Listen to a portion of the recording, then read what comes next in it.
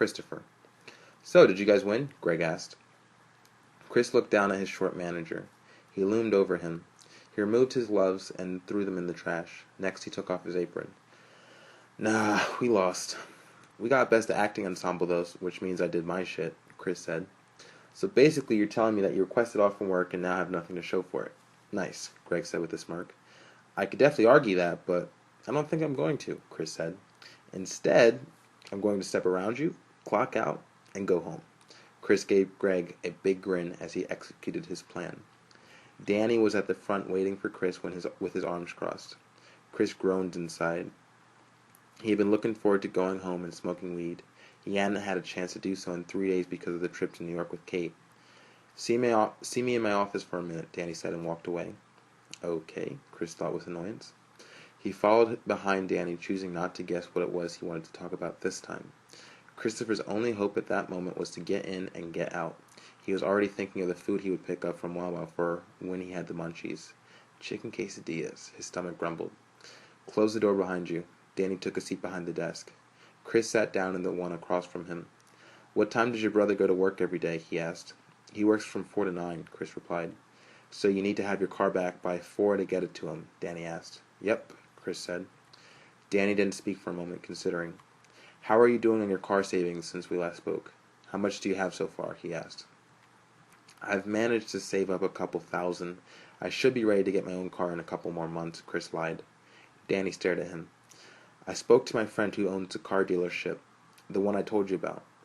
He said he would take $4,000 as a down payment, then $357 for monthly payments, and you wouldn't begin paying that for the first 6 months. How does that sound? That sounds awesome, Chris said. When's your next day off? Danny asked. This upcoming Sunday, Chris said. Do you want to do it then? Danny asked. Chris leaned closer, confused. I don't have 4,000, Chris said cautiously. You have 2,000. I'm willing to give you the extra 2,000 as an advance. Before you ask why, I'm going to tell you. You may or may not know by now, but Greg is leaving to open up another store in Delaware. Hank is going to be replacing him as the general manager. Chris is going to replace Hank's position, which leaves his position open. I want you to fill it, Danny said. Chris took a second to comprehend what Danny was telling him. You want me to be manager? Chris asked. Yes, and I want you to have your own car because of the hours you're going to be working. Now, before you decide, I want you to understand that I'm going to treat you differently as a manager. We can still joke around every once in a while, but I still will expect more from you. I tell all of my managers, if you can work for me, you can work for anybody. You're going to report to me directly and Hank, no one else. It's a lot of responsibility. Do you think you can handle it? Danny asked. Chris didn't know what to say. I hadn't really seen this coming, to be honest with you, he started off. You can think about it, of course. I want you to call me tonight with an answer about the car, though, just because I want to get everything set up with my guy, okay? Danny asked. Chris nodded his head. Sure, he said. He stood up and turned to walk out the door. Danny sat quietly in his chair watching him. Chris put his hand on the doorknob and opened it. Hey, kid, Danny said. Chris looked at him. Me and Gwen really like you here. We appreciate your hard work and professional attitude. Thank you, Chris said awkwardly. He left the office and let out a sigh of relief. He became aware that he was still inside of Kosi. His heart began to beat faster. He had to leave, and fast. Chris hurried out of the store, brushing past several co-workers on his way out. He got in his car and dissolved into a seat. He didn't know what he wanted to do first. He pulled out his phone and called his girlfriend. She answered after a couple of rings. Hey, what's up? Kate's calming voice said into the phone. Guess what just happened to me, Chris said. I don't know. Did something happen at work? She asked. Danny just tried to promote me to manager, Chris said. Hearing himself say it made him feel strange. Are you kidding? Kate asked excitedly. He just promoted you to head baker a couple of months ago. I know. I can't believe it either. And get this. You know how I told you he was trying to hook me up with a car? Now he's trying to help me pay for it, Chris said. Wow, that's crazy. Are you going to let him? Kate asked. Probably. I have to see, Chris said. Are you going to take the manager position? How much will you make? Kate asked. I'm not sure. We didn't really talk that long. He just offered me the job and told me to think about it. I know that managers work on salary, though, Chris said. I have to think about it. Wow, well, I'm really happy for you, Chris. I think that's great, Kate said. I'm just kind of confused right now. I have no idea why he keeps promoting me. I don't think I'm doing that good of a job. I just go in, do what I'm supposed to do, then leave. It's weird, Chris said. I've always told you that you sell yourself too short. Everyone around you notices how good you are. This proves it. Just wait until you tell your parents. They'll be so proud. Yeah, probably. Anyway, I have to go. I just wanted to tell you the news, Chris said. Okay, good job. I'll talk to you tonight. Love you, Kate said cheerfully. Love you too, Chris said and hung up the phone. He started the car. He didn't want to be sitting in the cozy parking lot any longer. On the drive home, he chewed over the decisions he had to make. Danny wanted to buy him a car. He was serious about it. I can't take one without the other, Chris realized. If he accepted the car, he would have to take the manager job, and if he accepted the manager job, he would have to take the car. But he had lied to Danny about how much money he had saved up. He barely had $1,000. Chris spent most of his money on weed. He considered himself lucky to have as much as $1,000 in his bank at one time. Yet having that little still presented a huge problem. Danny was expecting him to pay for half of the $4,000 down payment. Chris didn't have it. He pulled up slowly next to his house and parked the car. He had to think quickly. He could turn down the job in the car and suffer the disappointment of Danny for the next several weeks or months. The thought of that made Chris squirm in his seat. What else can I do? Chris asked himself. He could borrow the money. It wouldn't be hard to pay it back with the increase of money from the manager job. Me, a fucking manager. Chris snorted at the prospect. He couldn't imagine telling people what to do. What Chris really wanted was to call Danny and tell him he chose the wrong guy. He wanted to tell him that he wasn't the guy that gives orders to others. Chris wanted to explain to Danny that he was the type of guy that did what he's told and didn't complain about it. He couldn't understand how Danny couldn't see that. Chris sighed. He didn't want to disappoint him.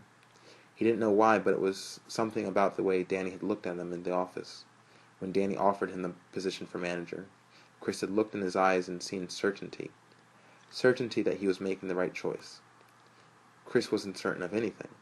He shrugged. He was going to take the job, he realized that. But first he needed $1,000. He pulled out his phone and went through his contact list. He called Shaun. Christopher! Shaun answered the phone, surprised. This is a pleasant surprise. To what do I owe the pleasure of you calling me on this fine afternoon? What's up, man? So I'm just going to come right out and say it. I don't want to beat around the bush. You're the only friend I have that makes money. So I'm just going to come right out of the blue and ask you for $500. And before you answer, I want you to know that I'd be able to pay you back in full in less than a month, Chris said. Silence answered Chris. He waited. Shaun's voice came through the phone, shocked and stuttering. Wow, let me think. Fuck. This is a really bad time for me, Chris. I wish you'd asked me last month. I've been going crazy with spending. I just spent $50,000 on Sanem's birthday, and I've kind of been going crazy with restaurants and clothes this month. I wish you had called me sooner. I don't think I have it, man. Chris nodded his head slowly. It's cool, man. I get it. Fuck, this sucks. I've always wanted to be that guy who could loan a friend money when he needed it, but I really don't have it this month, man, Shaun said. Yeah, man, I get it. I'm not mad or anything. It is a lot of money, and I'm asking out of nowhere. It's cool. I'll figure something out, Chris said. You sure? Don't let this deter you from calling me and asking for money in the future, Shaun said. Chris chuckled lightly. Definitely, man. I'll catch you later. He hung up. Fuck, Chris said to himself. Shaun had been his best hope, which was saying a lot. His brother, Anthony, was out of the question. He made less money than himself and managed to spend even more of it on weed. He probably has $10 in his bank account, Chris thought. He could go to his parents, but he didn't want to ruin the moment of them hearing about his new promotion by asking them for $1,000 right after. He groaned. He didn't know what to do. A small voice entered his brain through the back of his head. It whispered to him. Smoke, the voice said. Chris blinked. He opened his car door and went into his house. Ronnie had just gotten home from school. He was stretched out on the living room couch texting. He greeted Chris when he walked in with a head nod. Anthony was locked away in his room across the hall. Chris went into his room and shut the door. He grabbed a video game case, the one that contained everything he needed. Immediately he went to work. Chris broke the pieces of bud up into tiny pieces and placed them into the grinder he had bought off his brother. He spun the grinder for several seconds, trying to break up the weed as much as he could. Next he grabbed a fresh Dutch and cut a knife through the length of it. The contents spilled out of it. He kicked the trash can closer to him and swept the discarded guts into it. He emptied the grinder out onto the Dutch paper.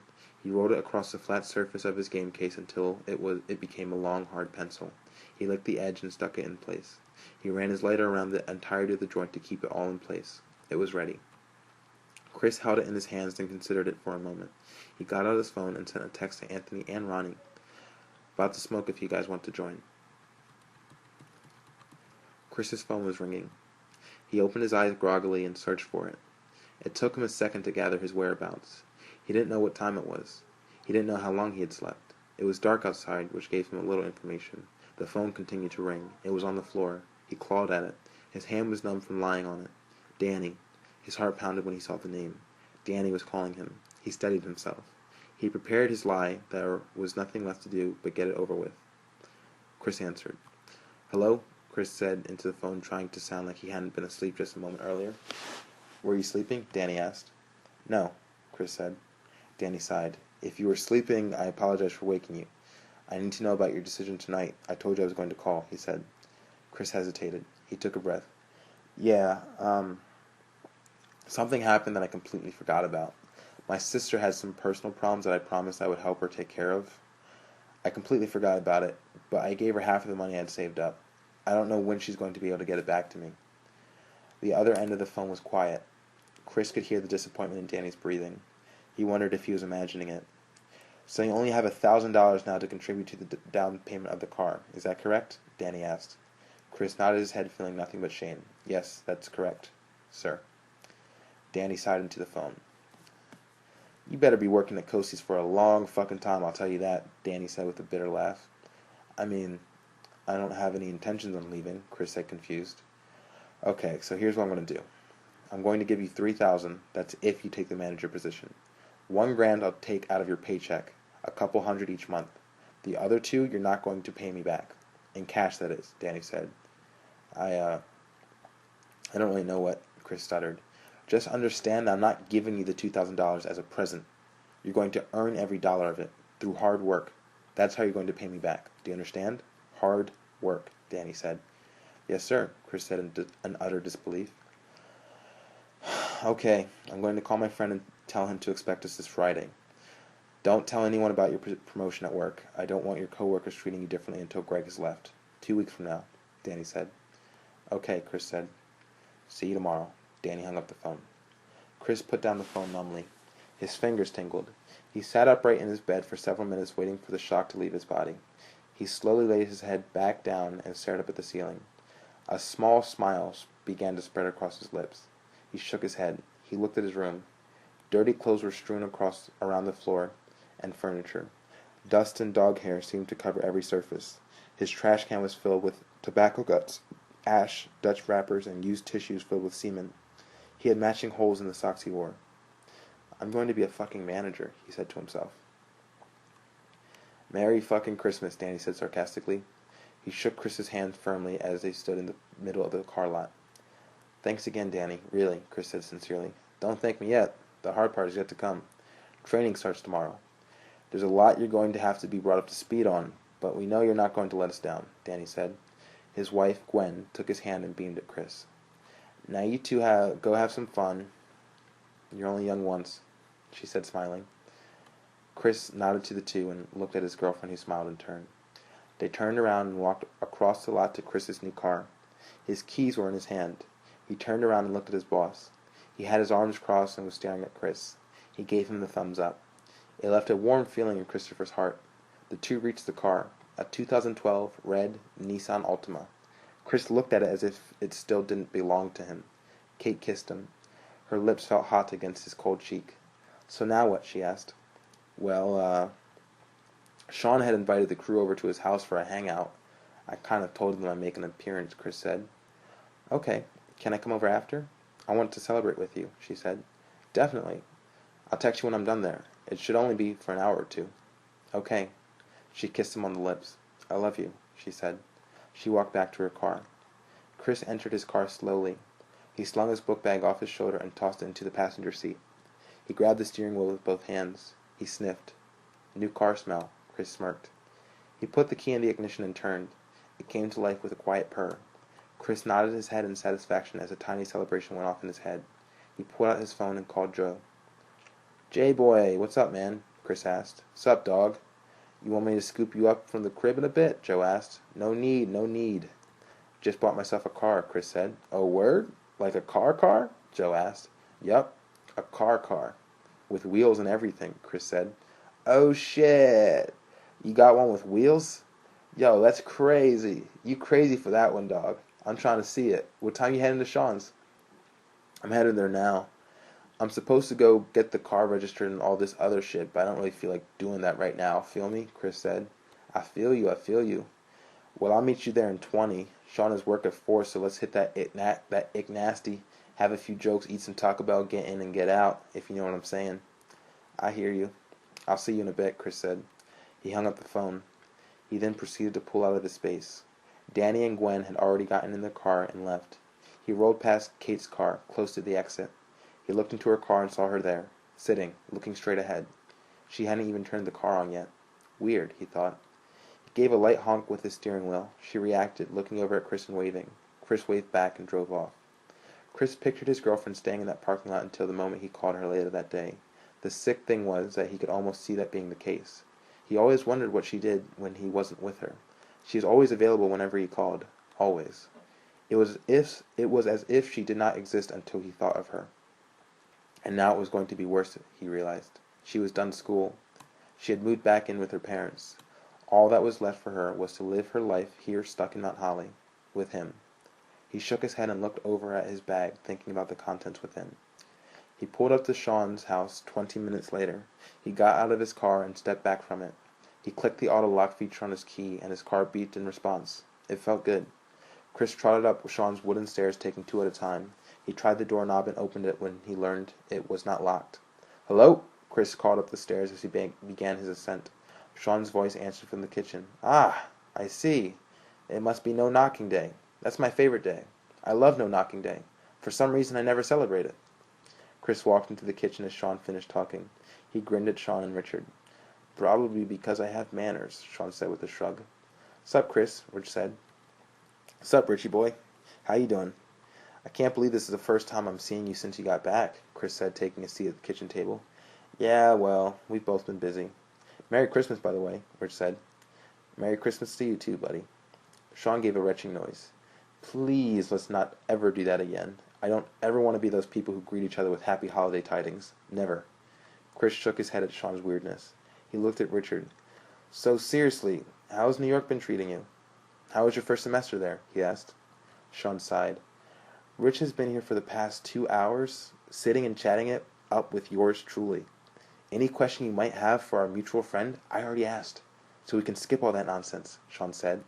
He patted Rich on the back, as if he were doing him a huge favor. Chris looked at Shaun for a couple of seconds, letting the pause sink into the room, then abruptly he turned back to Richard. So anyway, how was New York, bro? Tell me all about it, he said. Shaun wrinkled his face at being ignored, but did not say anything further. Richard shrugged. There's not much to say, really. I finished all my classes with A's and B's, went to a couple of bars, wrote some shit. That's about it, Rich said. Ooh. Richie, tell Chris about the bar behind the barber shop. Tell him about that, Shaun said excitedly.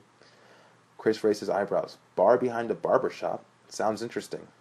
Yeah, one of my roommates took me there. It's called the Blind Barber. It's pretty ridiculous, too.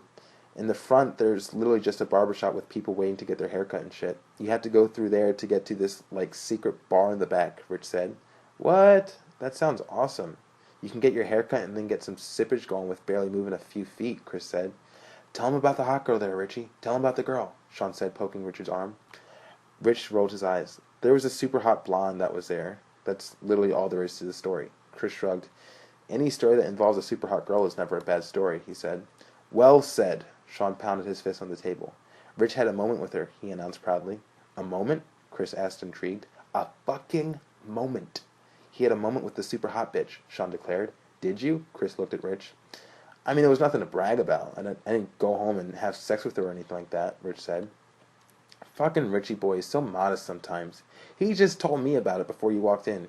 He said that they looked at each other from across the fucking room at the same time, and that they held eye contact for 5 seconds. Then she smiled and went on talking to her hip New Yorker friends, Shaun said. Shit, Chris said.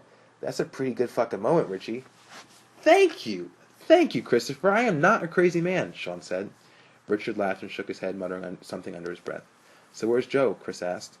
The sound of Shaun's door opening carried up into the kitchen. Chris heard footsteps coming up the carpeted stairs. Speak of the fucking devil, Shaun muttered.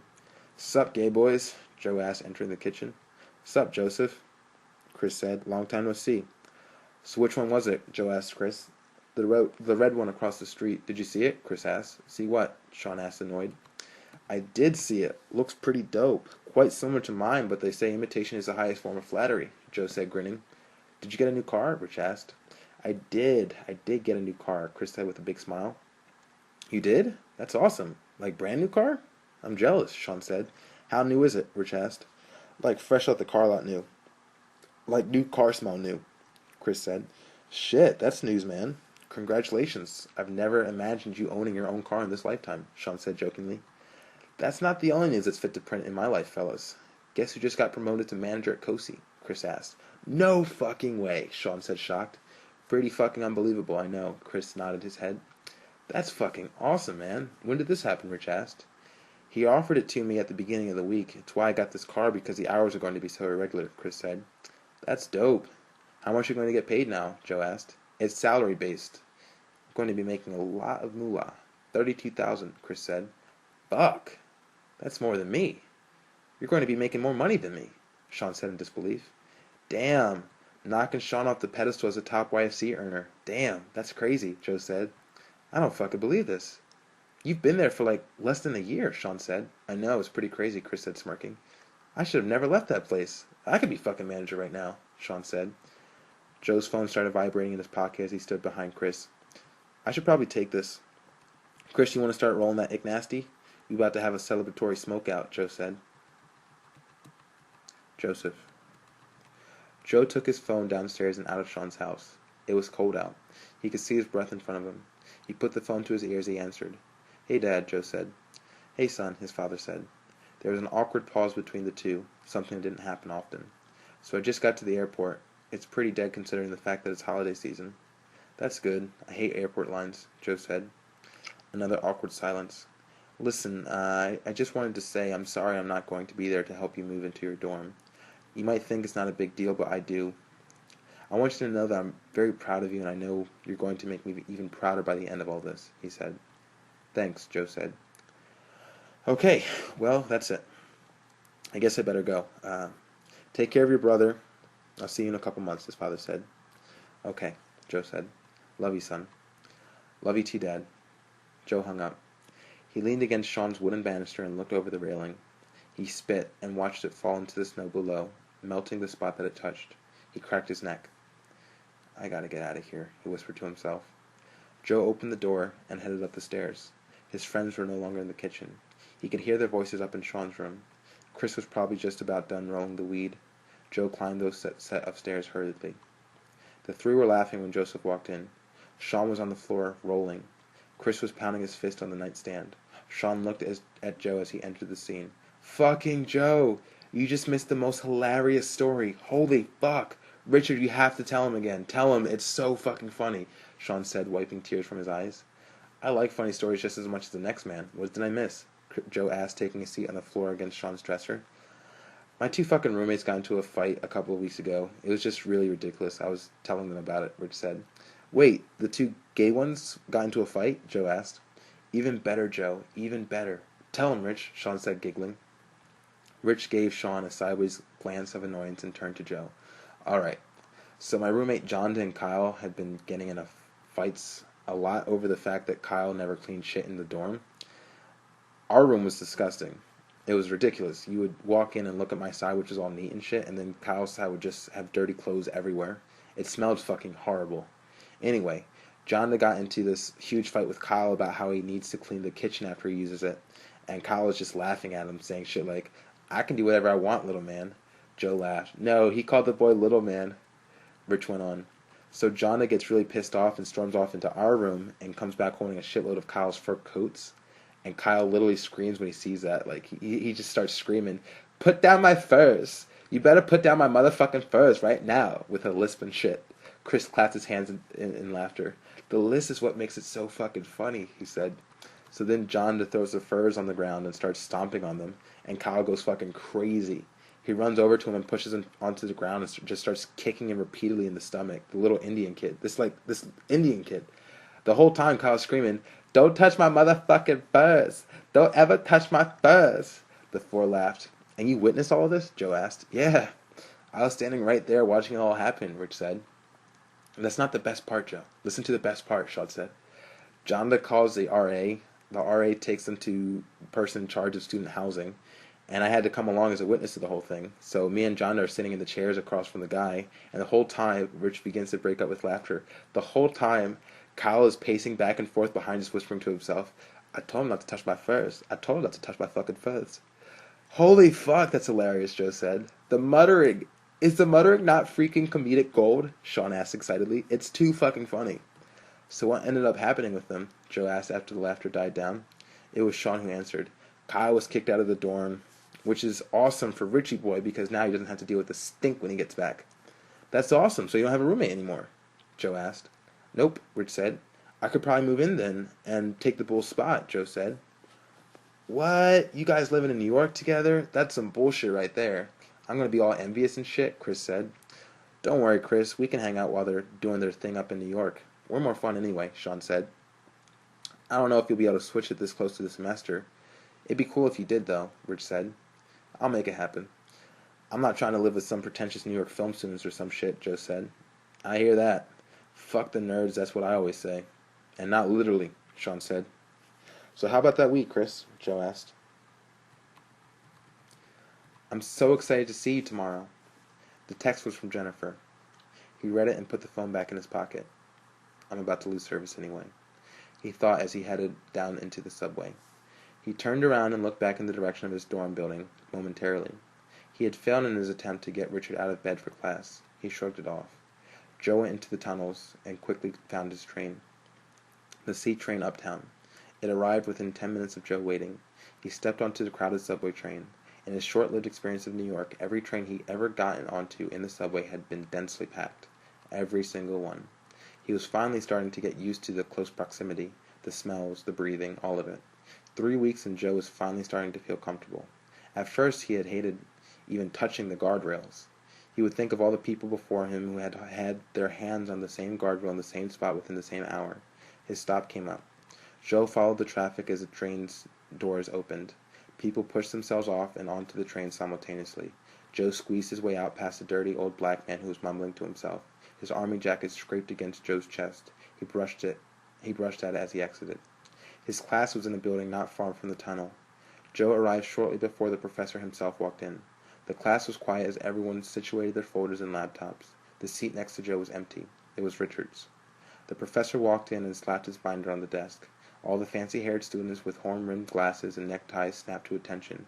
Joe sat back in his seat. The professor walked over to his whiteboard and grabbed a marker. The 3-act structure, he wrote on the board in large lettering. Today we discuss the 3-act structure of screenplays, Professor Henley said quietly. This will be perhaps the most important aspect of screenwriting I have to teach you this semester, if not ever. The 3-act structure has been used in 95% of all the screenplays you have ever read or films you have ever seen. Every screenplay that's ever been written tells a story. Stories require a beginning, middle, and end. Who would like to hear the world's shortest story? Several students raised their hands. Rhetorical, Joe thought to himself. The last man on earth was lying in bed when he heard a knock at the door, the professor said with a wry smile. Even that story has a beginning, middle, and end. What the 3-act structure does for the writer is help define where the beginning ends and where the middle starts, and so on. Every act has its own beginning and end, each one building off of the previous act. If the structure is executed well, the audience leaves the film feeling like they had been on a roller coaster. I'm sure you have all had that experience with some film or another. Anyone have any examples they'd like to share? A young man raised his hand. The professor nodded towards him. The Dark Knight? The student asked somewhat timidly. Joe felt his heart rate speed up. It was the first film that came to his mind. He looked at the professor eagerly, anticipating what he would say about one of Joe's favorite films. Great example. Fantastic example. Each act is clearly defined with a beginning and end. Each act builds upon the last one, but manages to stand as its own separate entity. I want to be clear that I will not be teaching you the formula of how to write a fantastic action movie. I'm going to teach you the formula of how to write a fantastic script. Joe's body tingled with excitement. He thought of his father. He thought of the future. He thought of the now. Joe was happy. He realized that he was actually going to learn a thing or two about the craft that he loved. 3 hours later, Joe was sitting on a train heading back to his dorm. His head swam from the information he had just received. Richard was eating cereal when Joe entered the dorm. He nodded towards Joe as he poured more Cheerios into his bowl. "How was class? Did I miss anything?" Rich asked in between munching. Joe set his book bag down and took a seat across the table from Rich. He leaned back in his chair, taking the front legs off the ground. "It was good." "I really liked that class," Joe said. "You should have gone. I tried waking you." "Yeah," Rich laughed. "I didn't do last week's homework assignment, so I didn't feel like going there and not handing it in. Thanks for the thought, though." "They say it's the thought that counts." "I don't know who said it, but somebody said it. And now everyone says that's what they say," Joe said. "I don't say it," Rich said deadpan. "Well, who the fuck are you?" Joe asked in a New York accent. Rich chuckled. "So what are your plans for tonight? Watch some porn, then Netflix, then porn again to finish it all off?" Joe asked. Rich shrugged. "I have no intentions of watching porn when you're in the room with me. The worst case scenario is that I might watch it with earbuds in, but not jerk off. Just because I wouldn't want you to do it either," he said. "Well, then you'd just be teasing yourself," Joe said. "I'd call it saving it for later," Rich said, squinting his eyes. Joe laughed. "Well, did you want to go out and get a beer before you do all that? I keep feeling like a loser every weekend that I don't leave my dorm room. I can't even use schoolwork as an excuse because the workload hasn't even gotten that heavy yet." Rich debated the invitation for a moment and shrugged again. "Yeah, sure. I'm just not trying to spend too much money. I'm on a fixed income," he said. "I hear you, man. New York be expensive as shit," Joe said.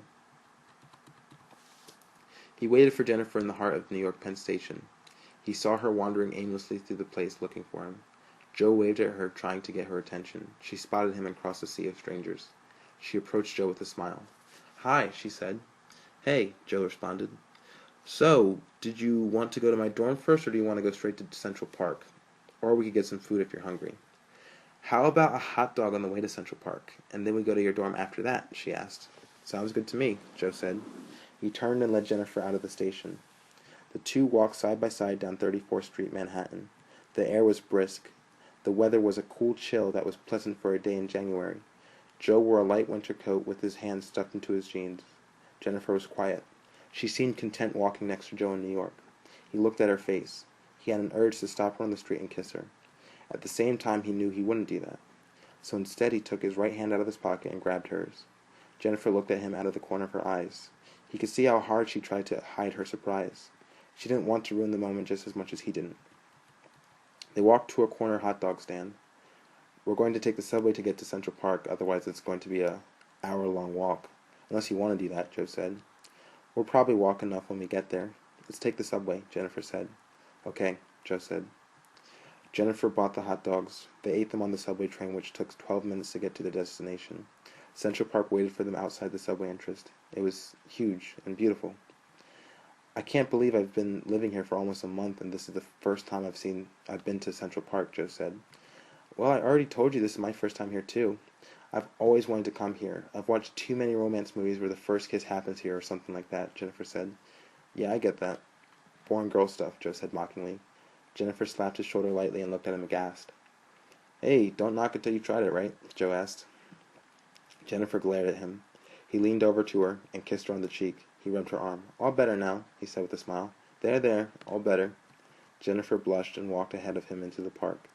Joe followed closely behind. He grabbed her around the waist and kissed her neck repeatedly. She giggled girlishly and lightly struggled to get out of his grasp. He let her go, and she backed up a few steps facing him. Joe crossed the distance in a short stride and kissed her on the lips. She closed her eyes immediately, melting. Joe let the kiss last for a second or two longer. He was aware of everyone around him, the strangers that walked through the park, and casually looked over at them in mild curiosity. He let her go. She opened her eyes and looked at him with a glazed expression. Joe looked away uncomfortably. He grabbed her hand and continued walking to the park. "So how's your dad? Have you spoken to him since he left?" Jennifer asked.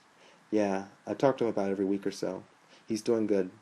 He doesn't really like it that much over there, but he said the money is good for the amount of work he's doing, which is all that counts in the long run," Joe said. "Happiness is what counts," Jennifer corrected him. "If he's not happy with his job or where he is, then the money doesn't matter. That's why I'm going to school for what I'm passionate about, not the job that would make me the most money." "Yes, but I'm sure we can both agree that you do need money to survive," Joe said. "Of course, but you don't have to sell your soul to get it," Jennifer said. Joe sighed. Just feel fortunate that you've never had to work a job that you didn't want to do because you had to pay for things like your car, or your phone, or your house. I'm being sincere.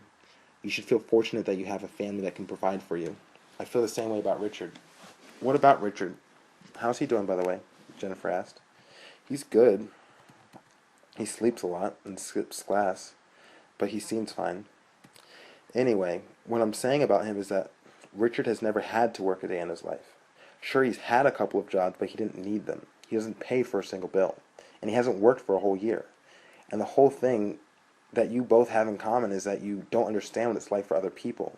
Take Shaun, for instance. He hates being a waiter. It's not what he wants to do. It wasn't his goal in life to make money serving food to people.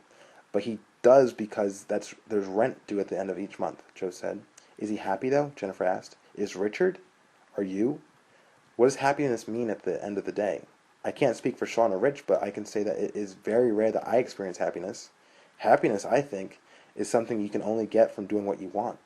The more things in the way of that, the unhappier the person is, Joe said. And what is it that Shaun or Richard want to do that they aren't doing? What is it that you want to do? Jennifer asked. Joe pointed to a bench and pulled her over to it. They sat down. Jennifer faced him. He took a breath and went on. Shaun wants to be an actor. Richard wants to be a filmmaker. I want to be a filmmaker. Me and Richard are doing everything we can to make that happen, but at the end of the day, it might not be good enough. The film industry is very, very subjective. Quality isn't what gets people jobs in that business, but at the end of the day, we're both trying to make it happen. Why isn't Shaun trying to be an actor then? If that's what he wants to do, and if that's what makes him happy, why isn't he doing it? She asked. Joe scratched his head, searching for the right words. Shaun has been through a lot. Jennifer looked at him curiously. What has Shaun been through? She asked. A lot of people don't know Shaun like I do. He comes off as an obnoxious and self-centered, but it's really more of a defense mechanism, Joe said. A defense mechanism against what? Jennifer asked. Okay, imagine wanting something really bad, but having no idea on how to get it. He's had a series of disappointments, the most recently being with the pilot he was so hell-bent on producing, Joe said. The pilot, Jennifer repeated. No Haven. You've seen it. The story behind that is what really fucked Shaun up. I feel bad for him.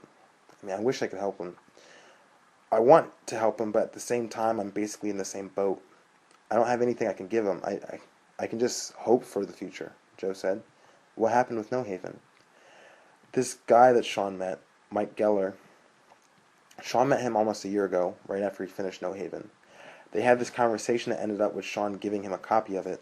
Mike told him that he used to work in the industry and that he had some friends that worked for this TV station, FX. So basically there's this 3-month-long goose chase of trying to meet the people at FX that Mike Geller told Shaun about. It was ridiculous. The first month, every single one of us were just waiting for more news about it. He had been contacted by like 4 different people, all saying that they had watched our thing and really liked it. He would call us and tell us the latest thing that he heard from them about how they were trying to set up an incubator in New York and that they wanted him to work or join in the creative process. He was promised a job that had a salary of $32,000, but the only problem was he had never met the people. Like he never once met them. He talked to them on the phone, through text and email, but every single time he tried to go to New York to actually meet his future employers, they would just cancel on him. They wouldn't even give him the address to where he was supposed to start working. And he waited for 3 months? Why? Why didn't he just figure the whole thing was bullshit, Jennifer asked. I saw the whole thing. He was desperate for the opportunity to be real, even though he was pretty sure it wasn't. He held on to it, though, because he had nothing else to hold on to. He didn't know what else to do, Joe said. Why didn't he go to school like you and Richard? Jennifer asked. He didn't see the point. Shaun's not trying to be a director or cinematographer. He wants to be an actor. He's heard too many success stories of celebrities who don't have a college degree, and he's met too many actors who have a degree in that field and have no credits to their name. He knows what he wants, but he doesn't know how to get it, Joe said. But why is he going to school for psychology then? Joe shrugged. I don't know. He doesn't want to be a server at a diner forever, I guess. He wants to move on. I think a big reason he's enrolled in college is to keep Sanem around. She's really high maintenance and materialistic and all this stuff, so Shaun has to look like he's making steps to become appropriately successful. She hasn't even introduced him to her parents, and it's been like 6 or 7 months. Are you serious? Jennifer asked, shocked. Why is he with her? I don't know. I really don't. I don't think Shaun does either. I think he's really doing his best not to think about what he's doing with his life in any regard. I think he just wants to move on. He wants to have a college degree and a wife and a house and shit. He wants to forget about acting or anything to do with it, Joe said. What's wrong with having a wife and a house and a college degree? Jennifer asked. Joe rolled his eyes. You're missing the point, he said. He doesn't want any of those things. So how can a person be happy with something he never wanted? Jennifer thought about that point. I guess you're right, she conceded. Joe put his back against the park bench. A winter breeze swept through the area. Jennifer inched closer to Joe, her body pressed against his. They sat like that for several minutes, neither one saying a word. Then she spoke again. So what about Chris? Jennifer asked. What about Chris? Joe asked. Does he seem happy to you? Jennifer asked. Not as happy as he could be, but I think he's better off than Shaun or Rich. He's happy with Kate. He just got promoted and is going to be making more money. I think he's okay, Joe said. Don't you think he smokes too much weed? Doesn't that say something about him? Like, how can he be happy if he's always high? Jennifer asked. I wish you would stop judging people you don't know anything about. You have no idea how often Chris smokes weed. You've seen him maybe 6 times in the past year, and he's only smoked weed 2 or 3 times around you at the most. So don't guess how often he does it when you're not around, and don't guess why he does it. Maybe Chris isn't doing it to get away from life, but to enhance it. Weed makes food taste better, and sex, and music. You don't have to think that his life sucks just because he smokes weed, Joe said. What do you mean weed makes sex feel better? How? Jennifer asked. It just does. It just feels more sensitive, Joe said. Have you ever had sex high? Joe asked. I've had sex with you high, Joe said, smiling. Oh my God, you did! She slapped his shoulder. Is that why you got high in the first place, so the sex would feel better? She asked. I wouldn't flatter yourself too much, kid. I smoke weed for all the reasons I just listed, not just because it feels better during sex, Joe said. Whatever, Jennifer said with a scowl. She slipped her hand under Joe's arm and interlocked her fingers with his. They were cold. This is nice, she said. This is really nice. They looked at the scenery in front of them. It was a scene straight out of an indie movie. People riding on bikes, men with glasses and matching red knit hats and scarves, plaid jackets, tourists from other countries taking pictures next to trees and landmarks. All around them people were moving, yet he sat still, with Jennifer, and it was nice. You know, when I first heard that you were moving here to finish college, I got so scared, Jennifer said quietly. She rested her head against his shoulder. Why? Joe asked. I was scared for you. I thought you were going to be up here alone with no one to talk to. It's such a big city and I didn't want you to get lost in it. I was scared for us. I thought I wasn't going to be able to see you at all. I was scared that it would be the end of whatever we had between each other. It was probably a bigger deal for me than it was for you, but I was really scared, Jennifer said. Joe looked down at her. He couldn't see her face, only the top of her head. Jen, he said quietly. Do you want to be my girlfriend? Jennifer looked up at Joe slowly. Her eyes sparkled with tears. Yes, she said. Of course I want to be your girlfriend. Sweet. Now go make me some spaghetti and meatballs. No garlic either. I'm starving, Joe said with a big smile. Jen scowled at him. She raised a hand to him, but Joe caught it. He leaned down and kissed her again. They stayed at the park for another 3 hours. Later the two arrived at Joe's dorm. He gave her a quick tour of it, which lasted all of 10 seconds. No one was in the front room. Joe checked his bedroom to see if Richard was there. His back was turned to Joe when he opened the door. Richard lay in bed sleeping. Joe closed the door quietly. He's sleeping, Joe said to Jennifer. It's 6 o'clock, Jennifer said, laughing. Yeah, we both kind of have irregular sleep schedules up here, Joe said. He walked over to her and encircled his arms around her. He kissed her. She put his hand on his chest lightly. He started backing her against the far wall. She hit the wall with a small thud. She let out a gasp. Her hands climbed up Joe's body, finding the back of his head. She pulled on it hard. Joe fumbled with his hands at the bottom of her shirt. He reached underneath it and grabbed at her breast. She moaned quietly. Oh my God, Jennifer whispered. Now what? Joe took her hand and led her into the bathroom. He closed the door behind them and locked it. What about Richie? Jennifer asked breathlessly. Don't worry about it. He won't hear, Joe said. He turned her around, making her face the mirror in front of them. He grabbed at her jeans and tried to unbutton them from behind. He yanked them down to her knees along with her panties. Next, Joe undid his belt and dropped his jeans to his ankles. He entered her from behind. She let out a loud gasp that filled the tiny bathroom. Joe could see his expression in the mirror. He watched his face wince with pleasure. He looked away from it. Jennifer's eyes were closed. Each thrust pushed her head dangerously close to the mirror. She moaned on every one. Joe focused on her exalted expression in the mirror. She looked at her mouth hanging slightly open. Her face was screwed up in concentration. He could see her eyes flickering within her eyelids as her body vibrated from Joe's control. He increased his pace and watched how her face changed from concentrated pleasure to carnal excitement. He could tell how turned on she was. He could tell how much she was enjoying it. In that moment, Joe knew that apart from Richard knocking on the bathroom door, nothing could distract her from his dick. Nothing. The thought came to him quickly, the feeling of his dick going in and out of her pussy rapidly as he hunched over her skinny frame. He looked away from the mirror as he reached his climax. His pace quickened, and Jennifer let out a surrendering final moan when she realized he was finishing. He came inside of her and ceased thrusting. His head lay on her back for a second as they both panted in exhaustion. Jennifer's face was practically lying in the sink. Joe kissed the back of her head and backed away. His already limp dick fell out of her sloppily.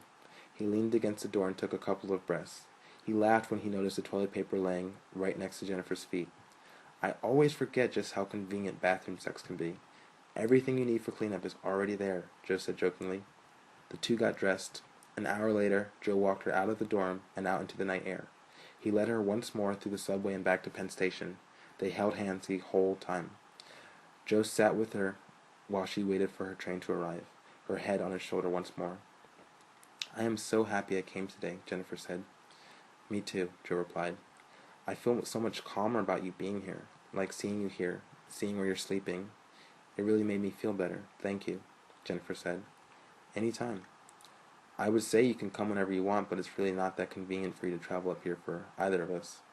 I really did just want you to visit at least once, though. I wanted you to see that everything was okay, Joe said. Well, thank you, Jennifer said. Joe could feel her cheeks move into a smile against his chest. I love you, she said quietly. I love you too, Joe said. Richard looked up from his laptop when Joe entered the bedroom. Sup, Joe said as he sat down in the room's only chair and kicked his shoes off. Not much, just watching the flicks. What have you been up to? Richard asked. I told you Jennifer was coming here today, right? I just dropped her off at Penn Station, Joe said. Oh yeah? How was that? Rich asked. It was cool. You know, you're hanging out with a girl, so it was as cool as hanging out with a girl can be, Joe said. So basically, not very, Rich said. I mean, we went to Central Park. I've never been there. That wasn't too bad. We actually came here. She was going to say hi to you, but you were slumped, Joe said, laughing.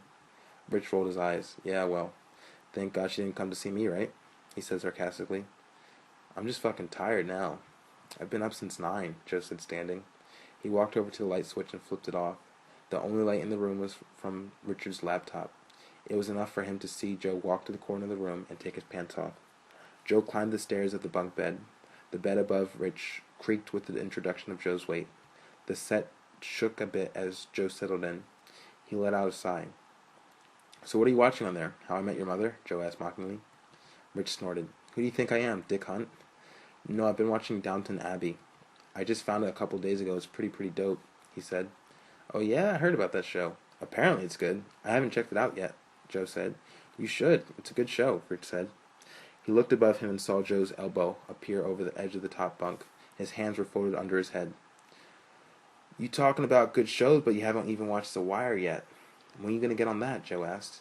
You know, I'll get around to it. Maybe this summer I'll watch it, Rich replied. Yeah, probably not, though, 'cause you're a lame-ass, Joe said. Rich didn't reply. He waited for Joe to say something more. His fingers inched over to the spacebar, getting ready to resume his show. Joe cut in before he could. So I made Jennifer my girlfriend today. Like, I made it official, Joe announced. Oh yeah? That's cool, man, Rich said slowly. Yeah, I just started feeling guilty. Like I'm up here and she has no idea what I'm doing with my time. She doesn't know if I'm seeing other girls or even how significant she is in my life. I guess the guilt won me over, Joe said. I think I can understand how that can happen, Rich said. He didn't really know what else to say. The way she talks to me, I just feel so fucked up. Like, I can tell how much she likes me. I took her virginity. She's probably ready to marry me. And the whole time I'm just thinking, I can't treat her the way she wants me to. And I know I blame my relationship with Kirsten for that, but I really can't help it. It's shitty, Joe said. I can imagine, Rich said uncomfortably. Rich shut his eyes tight and mouthed the word Buck to himself. Like, she's cute, right? You think she's cute, right? Joe asked. Fuck, fuck, fuck, his mind screamed internally. He tried stalling. Are you talking about Kirsten or Jennifer? Rich asked. Jennifer, Joe replied. Rich winced at the lie he was about to tell. Yeah, she's cute. He tried to sound innocent when he said it, nonchalant. It just sucks because at the end of the day I know that I only want this relationship to be temporary. I wanted to be in California by now, and don't get me wrong, I still plan on going as soon as possible. And I know without a doubt that she won't be coming along, Joe said. Yeah, Rich said. I just don't want her to get too fucking invested in me and then I turn around and just leave one day. That would be so fucked up. Yeah, I guess so, Rich said. Whatever. I'm not leaving tomorrow, right? This time next year, though, hopefully we're all in Cali, Joe said. Right, Rich said. He did well to hide the disgust from his voice. The building was in downtown Manhattan. It was a small comparatively to the other buildings on the same street. Richard entered and headed straight for the elevator. He stepped into it and pressed the button for the third floor. The doors closed and Rich took in calm, steadying breath. He straightened out his buttoned up and brushed off the imaginary dirt from his pants. He held a folder in his hand containing everything he had ever worked on, at least everything he was proud enough to acknowledge. The elevator doors opened and Rich stepped out.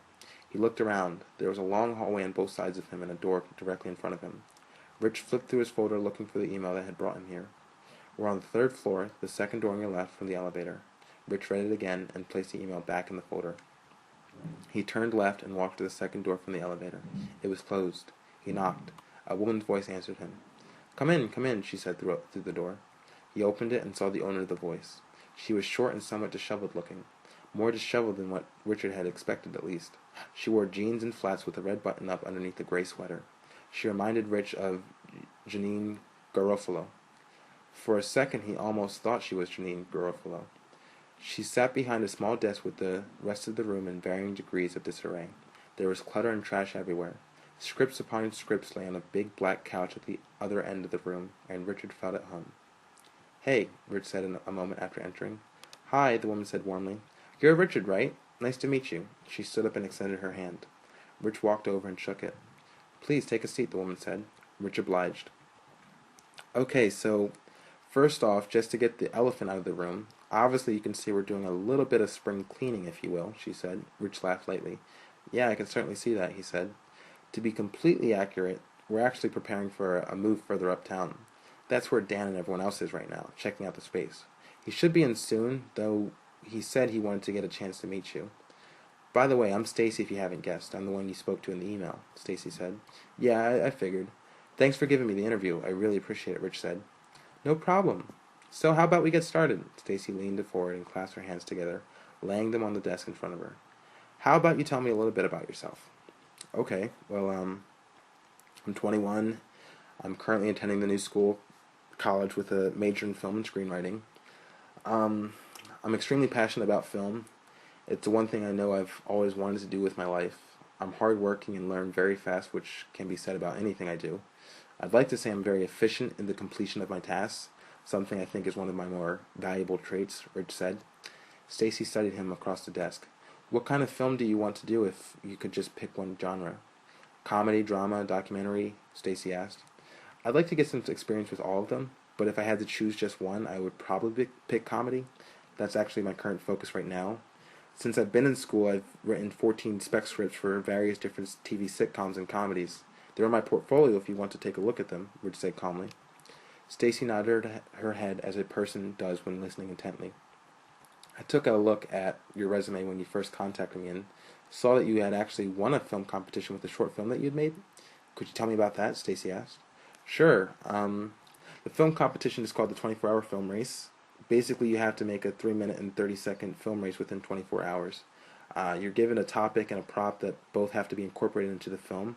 There are several different locations across the country that you can enter into, and if you win that location, in our case it was Philadelphia, then you're entered into the national competition. We placed 7th in that one, Rich said. 3 minutes and 30 seconds. That's short. So basically you're saying you want a sketch competition. I think I'd like to see that. Normally when someone tells me about some film competition they've entered into, the thing they made is 30 minutes to a full-length movie. But I have time for sketch comedy. Plus we can call it Stalling for Dan.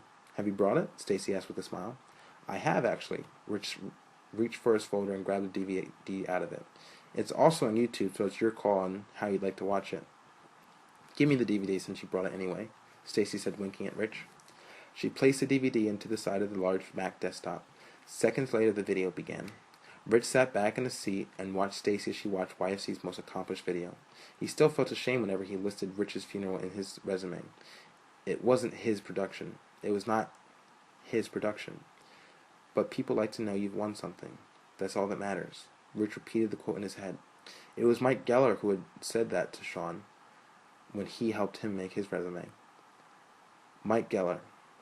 He didn't know why he was taking the advice of a proven liar and possible psychopath, but the logic had made sense to Rich. They want to know you've won something. Stacy chuckled softly as she watched their work. It was the way Joe had intended it. Subtlety was the name of the game. Quiet humor. It was the group's finest skit, the one that had gained the most recognition and notoriety, and Richard still felt guilty about claiming it. The video finished with Stacy giving a final burst of laughter. It was Christopher that was responsible for the laugh. The last shot was an extreme close-up of his face in a comedic freeze frame. Everyone always laughed at the end. Everyone. Stacy gave a polite golf clap as she looked at Richard, laughter still in her eyes. Very good. Very funny. Good job. I can see why you guys won, she said. Thank you. Yeah, that video is regarded as our best work, Rich said.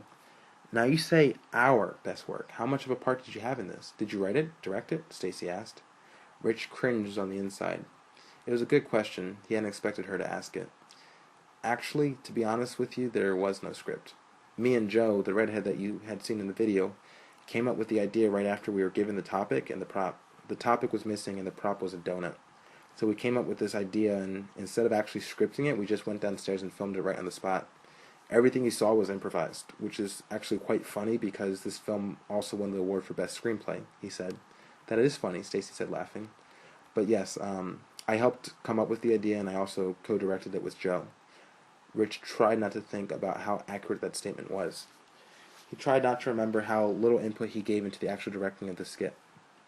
I also edited it, Rich added. That much was completely true. I see. Well, you definitely have an eye for comedy, which we can definitely use. Obviously, I'm sure you've seen Dan's work, Stacy said. Balls of Fury, Taking Woodstock, and Take Me Out Tonight. I never saw that one, but yes, I definitely watched Dan Fogler's work, Rich said, smiling. Now, this production company isn't strictly going to be about comedies. Our goal orientation is to focus on quality scripts and films, not really prioritizing the genre. Comedy, drama, and everything in between, Stacy said. I think that's fantastic. Like I said, I have the most experience with comedy, but I'm definitely anxious to start working on some more serious scripts. I'd be happy with any opportunity to do that, Rich said. Stacy smiled at him. I think you're going to do well here. When can you start? Richard left the building 30 minutes later with a small feeling of elation. He walked with a pep in his step, thinking of the success he had just experienced. It was something he got to cross off his list. He smiled to himself. Rich pulled out his phone and looked at the time. He had class that night in 4 hours. He debated as to whether or not to go. It'd be the cheapest form of celebration, Rich rationalized. That made sense in his head. He would buy pizza and skip class to celebrate this small victory. He called Shaun's number. Richie boy, Shaun answered excitedly. I want you to know that every single time I see that you're calling me, my heart speeds up. Not in a gay way, though. Just in like, oh my god, Richard is calling me. You know what I mean? Shaun asked. Yeah, sure, man, Rich said, chuckling. So what's up? What are you up to? How have you been? Shaun asked rapid fire. Rich walked over to a building and put his back against it. I've been good, man. Pretty good. Things are good, he said. Larry David reference, love it. How's Joe? How's that going, living with him? Shaun asked. It's not too bad, actually. Like, we hang out and stuff. We've gone out to a couple bars, shared a couple laughs, Rich said. Well, that's cool. You have known the guy for 5 years, after all. That's good, though. I'm glad you're getting along with him. Do you have any classes with him? Shaun asked. One, Rich replied. Cool, Shaun said. It's actually funny that you're calling me today, because Joe actually texted me earlier, talking about some movie or another. He sure knows how to keep in contact with everyone, Shaun said. Yeah, it's in case he needs something. He does the same thing with Kyle Watkins. He's like always writing on his Facebook wall, making sure that he's keeping in touch with him. Like he thinks that he's going to be able to get him a job when he finally gets out to LA, Rich said bitterly. Yeah, that blows. But that's Joey for you. And more power to him if he can make that kind of thing happen. I doubt Kyle will have that kind of pull by the time Joe gets out there, but what do I know, Shaun said. I just feel bad for Kyle. Like he has no idea that Joe's planning to use him for a job. I like almost want to tell him, Rich said. I can understand that, Shaun started laughing. What? Rich asked. Well, I texted him back earlier today and asked him how New York was treating him. I asked him if he had found any potential fucks like in his classes and shit. Guess what he said, Shaun said, still laughing. What did he say? He said that he made Jennifer his official girlfriend. And listen to the excuse that he gave me. He said that he came up to New York to get an education, not to worry about how many girls he can have sex with. So the fact that Jennifer is his girlfriend allows him to focus on his schoolwork, Shaun finished. Rich snorted. Wow, that's pretty fucking ridiculous. Is that not the most hilarious bullshit excuse you've ever heard? I mean, it'd just be better to tell the truth and say that there's no way in hell he's going to be getting any of the girls that he meets up there. It's a sad truth, but it is the truth. He's with Jennifer because he knows he won't get a better option anytime soon, Shaun said. Yeah, it's pretty fucked up. Oh my god, Shaun. This is perfect for what you just said. I was talking to him last night. Well, he was talking to me. And he's just going on and on about how he decided to start dating Jennifer. He's like rationalizing the decision to me. And he just comes out of nowhere and goes like, she's cute, right? Rich said, his voice brimming with laughter. No! Shaun exclaimed into the phone. He burst into a fit of laughter. Richard had to pull the phone slightly away from his ear. Shaun was that loud. Did he really ask that? Shaun demanded. Yes, Rich said, laughing along with Shaun. Oh my god, this is too funny. This does a lot for me. You have no idea. I have always wondered if Joe recognized Jennifer as ugly. I've always wondered how he deals with the fact that he went from a semi-attractive girlfriend to an ugly one. This says a lot. What did you say? Shaun asked. I said she was okay. I wasn't going to tell him that she was fucking ugly, of course, Rich said. He's probably asked Chris the same thing, and Chris probably gave him the same answer. I think Joe's smart enough not to ask me that shit. I'd love to give him the honest answer. Oh my god, I'd love it, Shaun said. Rich shook his head. What would you tell him? I'd be like, you know, Joe, I've always wanted the opportunity to ask you, what's it like fucking Elephant Man's twin sister? Shaun said. No! That's fucked up! Rich grabbed his stomach as he bent over. Passerby looked at him curiously as he tried to control his laughter. Fuck, Shaun said, exhausted. I can't believe he asked you that shit. That's actually kind of rude if you ask me. I'd never do that to you. If I had an ugly girlfriend, I would never ask you to lie to me and tell me that she's pretty. That's fucking rude. Asking your friends to lie to you to make you feel better. It's no good, Shaun said. Yeah, it is, now that I think about it. Oh well. He's the one who has to live with her. Whatever he has to tell himself to sleep at night, Rich said. Yep, Shaun said. Anyway, so guess what, Rich said. What's up? Shaun asked. I got an internship with Dan Fogler's production company, Rich said. Seriously? That's fucking awesome. When did this happen? Shaun asked excitedly. Just now, actually. I just finished with the interview like 10 minutes ago, Rich said. That's fantastic. And you're just now telling me? Typical Richie boy. Having us talk about Joe and shit while you're sitting on information like that. Dan Fogler, huh? The poor man's Jack Black. That's awesome. Did you meet him? Shaun asked. I did. I interviewed with this woman who runs the company with him. But yeah, he showed up towards the end of the interview and we met, Rich said. Did you shake his hand and shit? Tell him you're a big fan of his movies? Shaun asked. Rich laughed. No, I didn't do any of that. The interaction was actually kind of hilarious now that I think about it. He comes in and sees me talking to Stacy, the woman that hired me, and she introduces us to each other, and our eyes look at each other, and they're both really hesitant. We both could tell that neither one of us wanted to walk across the room and shake the other person's hand. It was like a nonverbal agreement between us that we weren't going to do that formality, he said. Damn, Rich, Shaun said in awe. Making nonverbal agreements with B-list celebrities and shit. And it's only your second semester in college. Fuck. I've always known that you were the diamond in the rough out of YFC. I've always known it. You're going to succeed, man. You're going straight to the top. Oh, thanks, man. I appreciate that, Rich said modestly. I mean it. I've always known that about you, Richard. You work hard and you have more ambition than any of us put together. That's the recipe for success. You're going to make it happen for yourself and everyone is going to respect you, Shaun said. Wow. Seriously, thank you. That means a lot, Rich said sincerely. So, am I the first person you called? Shaun asked eagerly. Yep, Rich said chuckling. You promise? You didn't call Caleb first or your parents? Shaun asked suspiciously. Nope, you were my first call. Nobody else knows about it besides you, Rich said. Aw, Richie boy, that's nice. I hope it's always like that. I want you to call me every time you make a small step in the right direction. I really do. I want front row seats to your rise to fame. Meanwhile, I'll be going to school to be a fucking lawyer or some shit, Shaun said bitterly. At least you'll be making money, Rich rationalized. Oh, fuck you, Shaun said sarcastically. Switch with me then. Nah, I'm good, Rich smiled. Well, I'm super happy for you, Richard. We're going to have to celebrate. We should go to Minetta Tavern. Get those super expensive burgers that we never got to try. I'm buying, Shaun said. Okay, man, that sounds awesome, Rich said. I'll make a reservation. We'll do it on Sunday. That's a great idea. I'm stoked. And no Joe this time. It's just me and you. No third parties of any kind. Unless you have some love interest that you've neglected to tell me about, she can come. But no Joe, Shaun said. Okay, sounds good, man, Rich said. All right. I'm going to go beat off to porn before I get ready for work. Thank you for calling, Richie. I'm really happy for you, Shaun said. Yep, I'll talk to you later, buddy, Rich said. Bye, Richie boy, Shaun said and hung up. Rich put his phone back in his pocket and felt happy. He took the subway back to his dorm and went to the neighborhood pizza shop. Rich bought 2 slices and ate them outside of the store. The cold air felt good. It complemented the warm feeling he had at that moment. He took his time getting back to his dorm. Joe was gone when he entered. Travis waved to him from his desk. Rich told him the good news. Travis gave him a congratulations.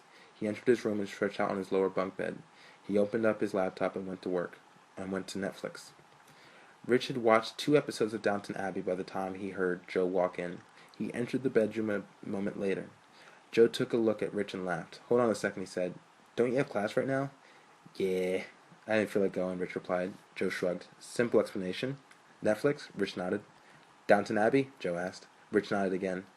I'm glad you know me so well, he said sarcastically. Joe laughed and took a seat. So you want to go out tonight? Joe asked. Actually, Travis had invited me to a little gathering of his friends in Brooklyn. He said he could come, Rich said. I'll think about it, Joe said, beginning to take his shoes off. So, I went to this interview for an internship today, and I got the position. Dan Fogler's production company, Rich said somewhat cautiously. He looked up at Rich and gave him a slight nod of approval. He dropped his head and went on untying his shoelaces. That's cool, man, he said. Good job. Rich looked over at him. He wanted to say something more. He wanted to ask him where his internship was. He wanted to tell him to fuck off. He wanted to say that he was better than him, and that if this didn't prove it, his future accomplishments would. He didn't say any of those things. Instead, all that came out of his mouth was thanks. Holy fuck, Joe said suddenly. I wanted to tell you earlier. I was in class today and we had to turn in this essay about what we thought our favorite movie was and why. And the professor picked his favorite essay and it was written by this super fucking pretentious douchebag of a film student. A fucking scarf wearing shit. Guess what his favorite movie was? Something shitty, Rich asked. Fucking Avatar. And the worst part was that the professor was complimenting him on the choice, Joe said. Rich chuckled and shook his head. Fucking idiots, he said. It just sucks because it makes me lose all respect for the professor. I don't want to listen to anything else he has to say because he's lost all credibility with me. They're like fucking butt buddies now, him and the pretentious guy. He was like calling on him to answer for the rest of the class and shit. Ridiculous, Joe said. Yeah. One thing I've learned since going to school here is that there are a lot of idiot film students who have no idea what good shit is, let alone do they know how to fucking make good shit, Rich agreed. Holy shit. Most of the people in my classes haven't even touched a fucking camera. It's ridiculous. They have all these opinions and ideas of what they think is good and what they think they're capable of, but most of them have never touched a camera, which makes me feel better because those are the people that we're up against. They're our competition, and they suck. That's the only good thing about it, Joe said. Yeah, but the bad news is that those sucky people have famous relatives or rich families that are friends with Uma Thurman's mom or some shit. Like Kyle, the roommate that got kicked out of here. He told me he was family friends with Sofia Coppola. Like he had been over her house and shit, Rich said. That's ridiculous, Joe said, shaking his head. What time is that Brooklyn thing happening?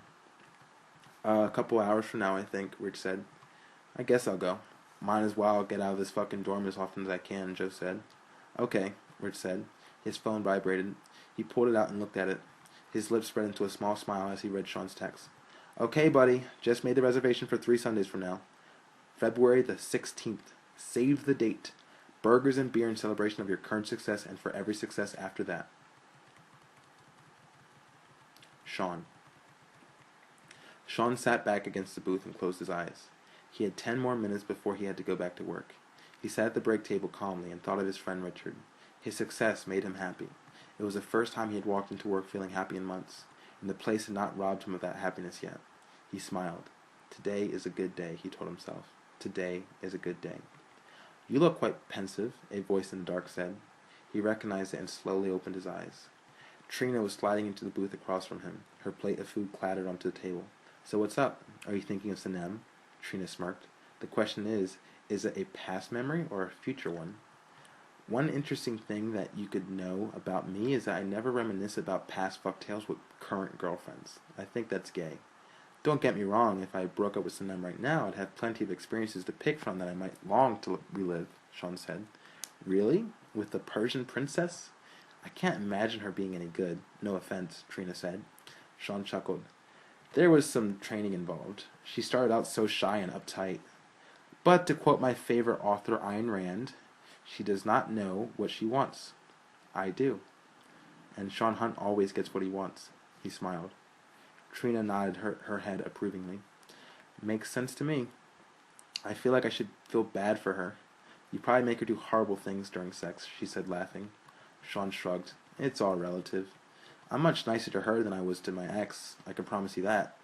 I just do as much as I can not to feel cheated by her. She cocked her head as she began cutting into her chicken parm. What do you mean cheated by her? Trina asked. Well, since you asked, and since she doesn't work here anymore, I'll tell you. The relationship I'm in with Sanem feels a lot like a business transaction, which is exactly as bad as it sounds. There's a big trade-off. I do things for her outside of the bedroom, like go shopping with her, drive an hour and 10 minutes to her college after I get out of work at 11 p.m., shave her armpits, Shaun said. Trina's jaw dropped open in shock as she stared at Shaun. He started laughing. Okay, shaving her armpits was a joke, but I think you understand what I'm saying. I basically do whatever she likes, because I'm pretty indifferent as to how I spend my time. I don't do anything outside of school and work, absolutely nothing, so it's very easy for her to take advantage of that fact, my willingness to please her. In all honesty, it's becoming a bigger and bigger issue the longer a relationship goes on. But anyway, the things that I get in sex I use as my compensation for the amount of things I do for her. And it's nothing horrible. I might ask for a hand job or head, and I'll expect her to do it for me because of what I'm doing for her, Shaun said. Does she? Trina asked, chewing. Shaun stared at the ground. Sometimes. If I ask her like 3 times. Like I said, we're having some difficulties. I hate repeating myself when I want something. I want the person I'm in a relationship with to just do what I ask when I ask for it. I don't ask for much, just a hand job once in the blue. That's all. I don't think that's evil, do you? Shaun asked Trina. She smiled and reached over and patted Shaun's hand. Well, you didn't ask for my advice when you started dating her. I could have told you that she was a bitch. Anybody here could have told you that. Your brother could have told you. I'm sorry that you're just now finding out, Trina said. I have to go back to work. Nice talking to you, Shaun said abruptly. He stood up and grabbed his dirty plate, walking it back to the kitchen. He was sat within minutes after clocking back in. There were only 4 servers left on the floor. It was a slow night. Shaun cracked his neck and headed over to his table. He noticed that the elder couple he had served before he went on break was still sitting at the table talking. Squatters, he thought to himself. He didn't mind. They were a nice couple. British. He loved accents. Hello. How are you two tonight? My name is Shaun. I'll be taking care of you tonight. May I start you off with anything to drink? We have 9 local beers on draft to choose from if you have any interest, Shaun said for the millionth time in his life. It was the male who answered out of the 2. A young guy, mid-20s. We've actually been here before. We came back here because we like the Wirebacker. Can we both get one? The man asked. Sure, Shaun smiled. I'll be right back with them. He walked away, regretting that he didn't card them. He looked around warily, wondering if his manager, Manny, had seen the interaction. With him, Shaun never knew. He put the drink orders in and waited. The elder couple waved at him, trying to get his attention. He looked over at them and smiled. The woman beckoned him over. Shaun approached. The woman smiled and grabbed his arm just below the elbow. Me and my husband were just wanted to let you know what a pleasure it was having you as our waiter, she said with her beautiful accent. Shaun looked at the husband, who smiled in agreement. Why, thank you, ma'am. I very much appreciate the compliment, Shaun said graciously. Every time I get such a compliment, I always think of my mother. Well, tell her she did a great job raising you. She really did. You're very well-mannered and so handsome. We were actually talking about how it's a shame that your talents are being wasted at this diner. The food is good, but you can do so much better than just being a waiter at a diner, believe me. Her fingers squeezed his forearm insistently. Tell me that you're in school, she pleaded. Shaun looked into her eyes. Shaun was disturbed by what he saw in them. Care. It took a moment for him to recognize the emotion, but that's exactly what it was, he decided. The woman cared about him. She wanted to know that he was doing something with his life, that it wasn't being wasted here in this diner. He answered quietly, his voice evoked with a strange feeling of compassion. I am, he said. The old woman's grip on his arm lessened, but she did not take her hand away. Good, she said with complete gratitude. What for? Psychology, Shaun answered. But I'm quite sure that I want to finish with a bachelor's in that and then go to law school. My father is a lawyer. I've decided that it would be the smart thing to do to get a law degree and inherit his business. Of course it's the smart thing, the husband said. You're very lucky. Do you know how many people who come out of school and have no idea where they're going to get their next job? They spend all that money on a college education, all that debt, and they can't find a job in their field. You're extremely lucky. What kind of law is it that your father practices? Criminal. Which is one of the reasons why I'm so hesitant to inherit it. I have no aspirations to help criminals with their drug possession charges and DUIs and murder. I don't want to do that with my life, and I'd have to live here the whole time as well. It's where the firm is, Shaun said. Do you not like it here? The woman asked. I wouldn't mind someplace warmer, Shaun said with a small smile. He was aware of how his smile looked to them, shy and modest with a row of white teeth. It was all practiced. The woman laughed. Shaun could tell from the deep crow's feet set into the corners of her eyes that this woman had been laughing all of her life. It was warm and genuine, like his mother's, like Caleb's. You're a good kid. You're a very good kid. You're going to do well with your life. Just make the right decisions.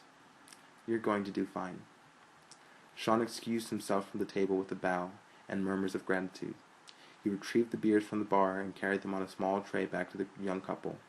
He placed them down carefully in front of the two and tucked the tray up into his armpit.